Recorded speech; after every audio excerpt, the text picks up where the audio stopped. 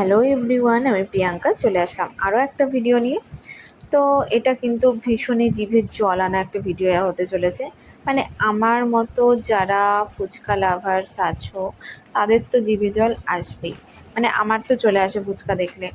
আর এমনিতেই এখন খুব একটা বাইরের খাবার খাওয়া হয় না, তো অনেক দিন পর মানে খাওয়ার প্ল্যান হয়েছে। তো খুবই ভালো লাগছিলো।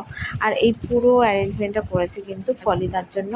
অনেক অনেক স্পেশাল থ্যাঙ্কস। মানে ও সব ছোটো ছোটো জিনিস কিন্তু গুছিয়ে এনেছিল, মানে ঝুড়ি ভাজা থেকে শুরু করে টক দই, ইভেন মানে তেঁতুলের চাটনিও আনা হয়েছিল।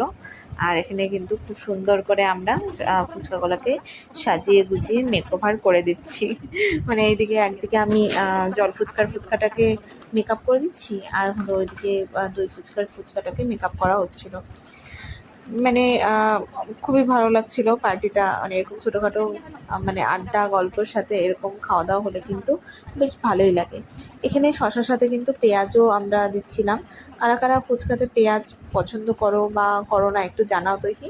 কারণ রায়গঞ্জে আমি খুব একটা আলুর সাথে পেঁয়াজ দিতে আমি দেখি না, কিন্তু বাইরের অনেক জায়গাতেই আমি দেখেছি যে আলু মাখাতে পেঁয়াজও দেয়। আমি খাই, আমার ভালোই লাগে, খারাপ লাগে না। তো তোমরা কারা কারা পছন্দ করো একটু জানাও। তারপর সুন্দর করে দই ফুচকার এখানে কিন্তু আমরা দই দিয়ে সাজিয়ে নিচ্ছি। আর তার উপর দিয়ে চলে যাচ্ছে ঝুড়ি ভাজা আর ধনেপাতা। ফুচকার মধ্যে না ধনেপাতার গন্ধটা হেব্বি লাগে, মানে আমার তো খুবই ভালো লাগে।